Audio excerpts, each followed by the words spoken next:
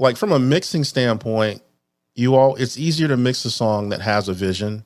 Like if you're producing it and if you're producing it with a recording engineer, or if you can do both or whatever, you understand the tones that you want in the recording process. So when you mix absolutely. when you mix it with that vision in mind.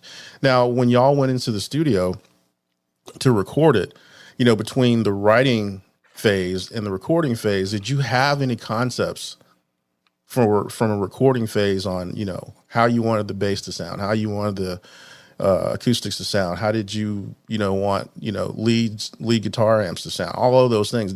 Was there a concept going in? Oh yeah. And, as a fellow engineer, I appreciate that question. You asking that question. There was, the one thing that I considered to be at the absolute, fundamental stage was the rhythm tracks, which would be my acoustic guitar, Tommy Lavin on bass, and my brother-in-law, Steve Eilenberg, on drums. Now, one album that really was very popular at the time was John Lennon's, the last album that he recorded before he was shot. The one that has, Starting Over and all the rest of those great songs on it. And I absolutely loved the drum sound that they were getting, on that album, that whoever the engineer was, whatever drums they were playing.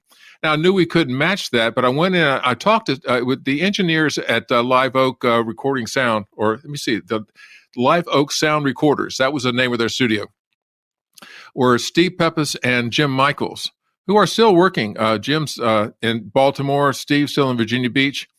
I said, look, I know that my brother-in-law, Steve, has a set of Slingerland drums. And what I mean, they sounded great. But the one thing that it was interesting about it, his kick drum was really kind of smaller than any of the performing bands that I'd seen ever. But it had a great sound. And I asked Steve and Jim, I said, I know that we don't have the same gear and everything, but if you could get his drums to having that punch and that clarity that Lennon had on that album, you would make me a happy man. The whole idea of the bass guitar, Tom Lavin is one of the best, if not the best bass player I've ever recorded with. And he has a style that is very, very unique, is very, very precise, but it's also, it's very, very, he's very active. There's a lot of playing going on the bass with Tommy. Even though there's traditional moments in there, he has a lot of Tommy Lavin, put that thing in there kind of moments, which are absolutely astounding.